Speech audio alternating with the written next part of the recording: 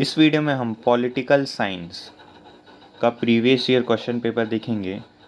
उसका सेट 1 में मैंने कहा था यदि मुझे 5 से ज़्यादा लाइक मिले तो मैं इसका सेट 2 भी लाऊंगा, और मुझे 6 लाइक मिल चुके हैं। इस बार 7 से ज़्यादा लाइक मिले तो मैं इसका सेट 3 भी लाऊंगा पॉलिटिकल साइंस का। तो चलिए अभी हम पॉलिटिकल साइंस का प्रीवियस ईयर क्वेश्चन पेपर और इसका सॉल्यूशन देखेंगे।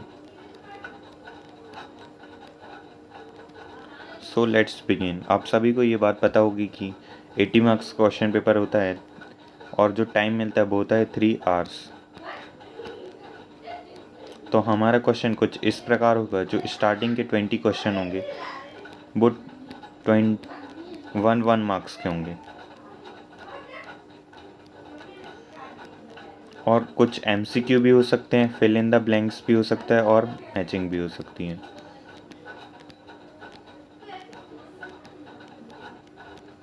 इसके बाद हम सॉल्यूशन भी देखेंगे और उसको समझने की कोशिश भी करेंगे।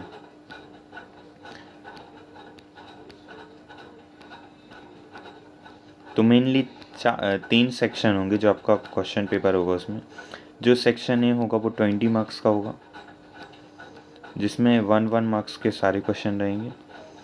देन सेक्शन बी में क्वेश्चन आंसर्स होंगे, और जो सेक्शन सी होगा उसमें cartoon based question, paragraph writing और मैप वर्क भी हो सकता है।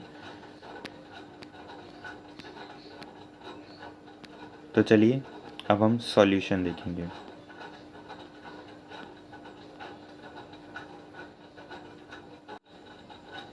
तो चलिए CBSE द्वारा जारी किया गया सॉल्यूशन देखेंगे। ये मेनली टीचर्स को ही दिया जाता है। यहाँ पे आप देखेंगे अत्यंत गोपनीय लिखा हुआ है।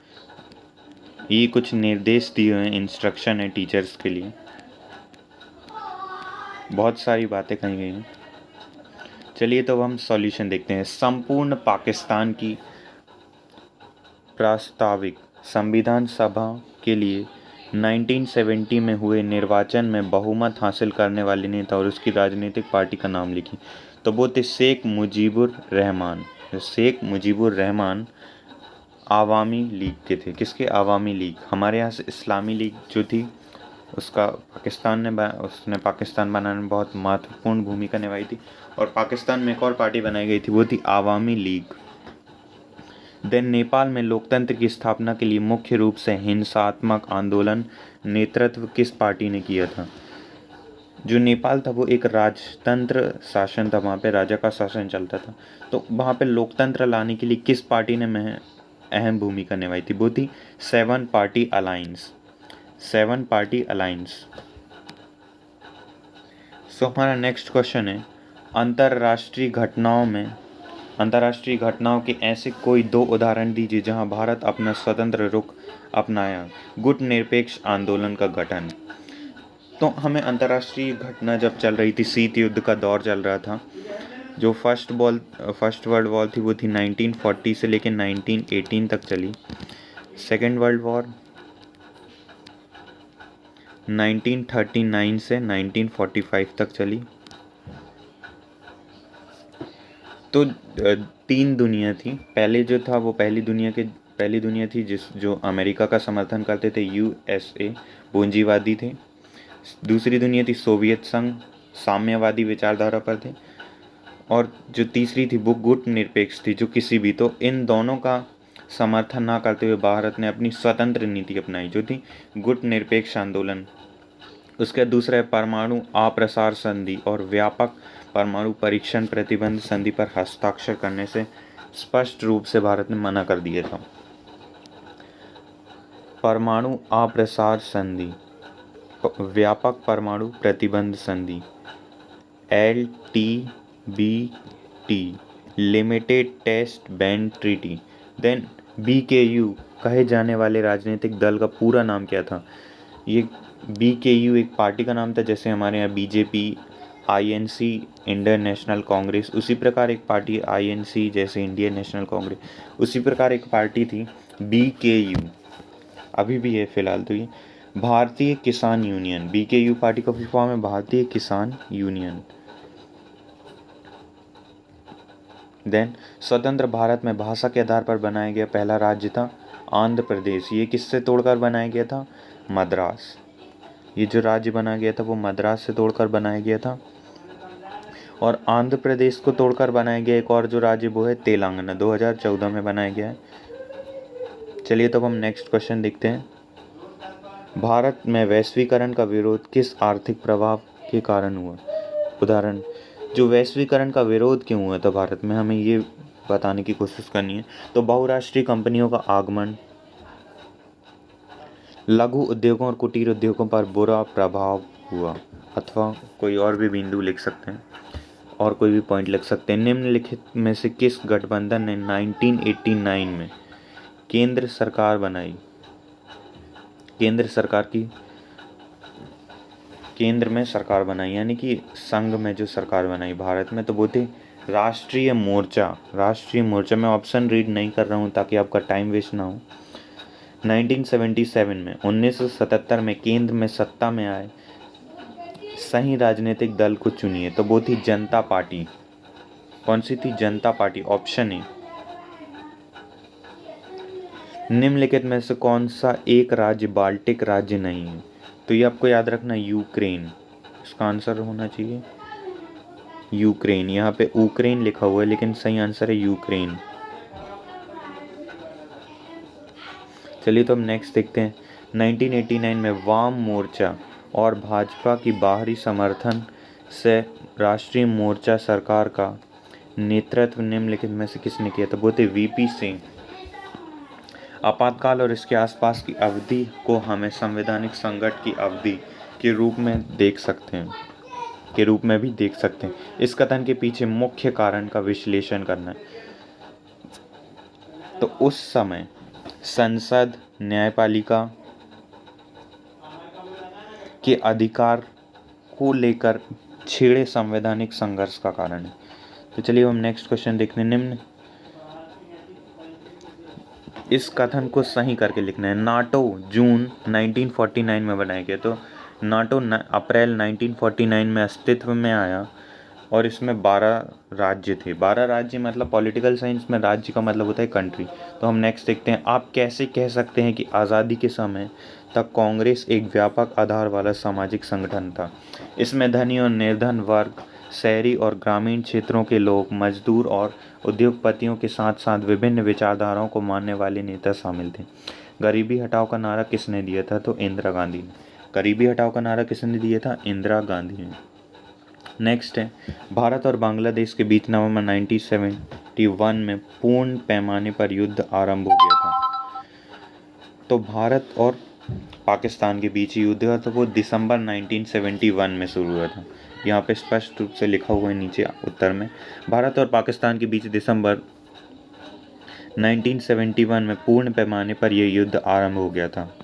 तो चलिए हम नेक्स्ट देखते हैं। पूर्वोत्तर में बड़े पैमाने पर आए आप्रवासियों को अतिक्रमण करना क्यों समझा गया? जो पूर्वोत्तर में हमारा भारत का जो पूर्वोत्तर हिस्सा है, मतलब मेनली असम में आए थे।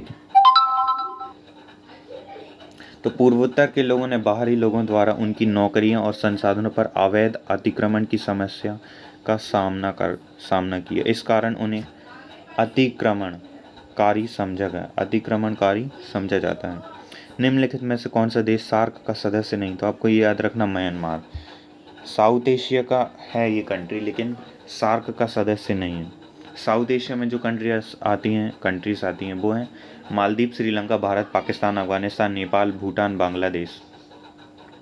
और ये जो म्यांमार है वो आसियान कंट्री में आता है। Myanmar, Thailand, Laos, Cambodia, Vietnam, Malaysia, Indonesia, Brunei, Singapore, Philippines.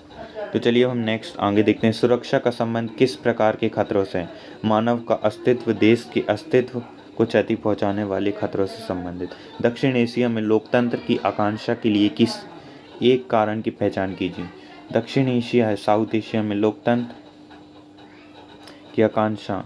दक्षिण एशिया के लोग लोकतांत्रिक सरकार व अन्य रूपों को बेहतर मानते तथा प्रतिनिधियात्मक लोकतंत्र की संस्थाओं एवं संस्थानों के पक्षधर हैं। इलेक्ट्रॉनिक वोटिंग मशीन द्वारा मतदान किन दो तरीकों से मतपत्रों द्वारा मतदान से बेहतर माना जाता है? अब हमें ये बताना कि जो वोटिंग होती है, हम वो जो वोट डालते हैं वो दो प्रकार से होता है। मेनली मैं बता रहा हूँ ईवीएम इलेक्ट्रॉनिक वोटिंग मशीन से होता है, और दूसरा है मतपत्रों से, जिसको बैलेट पेपर भी बोला जाता है अमेरिका में। तो इनमें से ये बेहतर है, हमें ये दिखाना है कि ये जो है ये बेहतर है। अब ये किस प्रकार बेहतर है ये हमको स्पष्ट करना है इससे मतपत्रों से, तो हम ये समझाने की कोशिश करेंगे। तो चलिए देखते हैं इसका आंसर। इस पर काम करना तथा इसको लाना ले जाना काफ़ी आसान है। वोट की गिनती तेजी से हो जाती है, मतदान केंद्रों पर कब्जा करके वोटों को नष्ट करने का अवसर कम हो जाता है। तो ये काफ़ी सरल सा आंसर था, आप भी समझ गए होंगे। देन अब हम लॉन्ग क्वेश्चन आंसर देखते हैं। ये जो एमसीक्यू थे उस पर हमने मेनली फोकस किया था। ये पैराग्राफ भी आएगा, आपको इसको सॉल्व करके करना है।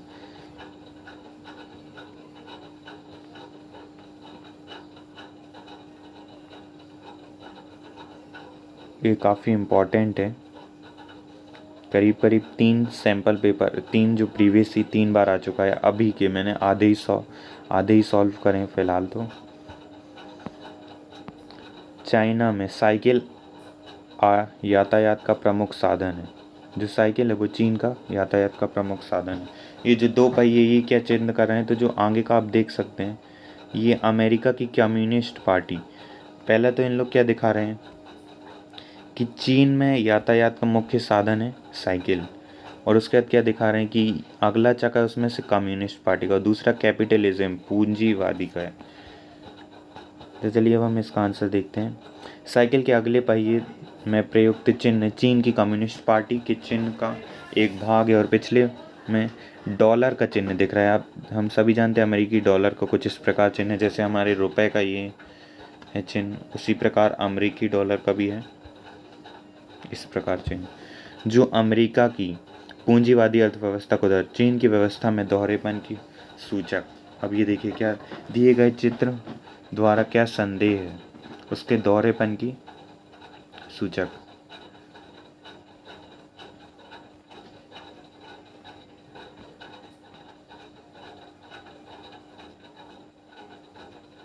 ये काफ़ी सरल है। जो मैप बार के देखिए, आपको पहले तो सिंबल दे दिए, उसके बाद आपको केवल स्टेट्स के नाम याद है ना, तो आप काफ़ी अलग आसानी से कर लेंगे। जैसे यहाँ राजस्थान, यहाँ देखिए ये है राजस्थान,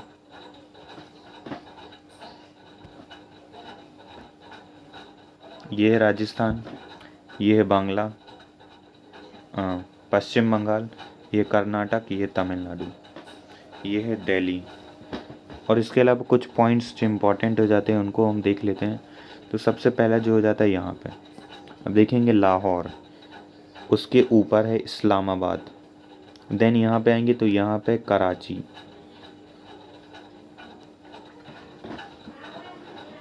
ये पाकिस्तान से। उसके बाद यहाँ पे दिल्ली, हम सभी जानते हैं, यहाँ लखनऊ, यहाँ चौरी चौरा। देन यहाँ पे है पोरबंदर, जहाँ पे गांधी जी का जन्म हुआ था। उसके नीचे है सोमनाथ, यहाँ पे है अहमदाबाद, उसके नीचे दादर एंड दमन। उसकी अहमदाबाद के जो ऊपर है यहाँ पे आपको मिलेगा गांधीनगर, वहीं पे उसी के नीचे मिलेगा खेड़ा सत्याग्रह। देन यहाँ पे मिलेगा मैसूर नीचे को, यहाँ पे मैसूर, यहाँ पे बेंगलुरु। देन यहाँ चेन्नई, जिसका पुराना नाम मद्रास था, यहाँ कलकत्ता अधिवेशन हुआ था। कुछ इंपॉर्टेंट पॉइंट्स बस हम देखने की कोशिश कर रहे हैं। यहाँ पे मुंबई। देन यहाँ देखें तो ये है मालाबार तट, और ये कोरमंडल तट। तो हमने केवल मेन पॉइंट देखे। हिमाचल, यहाँ पे उत्तराखंड में हरिद्वार, बद्रीनाथ कुछ, और राजस्थान में यहाँ पे जयपुर। उसके नीचे एकदम यहाँ पे आएंगे तो कोटा मिलेगा। इसके अलावा जैसलमेर, और यहाँ पे सबसे ऊपर देखेंगे, यहाँ पे पंजाब की तरफ देखेंगे तो वहाँ पे मिल जाएगा अमृतसर। देन कश्मीर और लद्दाख तो पता ही होगा। इसके अलावा कोई मेन पॉइंट नहीं है, खास तौर पर यही था। आपको स्टेट्स के नाम और उसकी कैपिटल याद होनी चाहिए स्पेशली।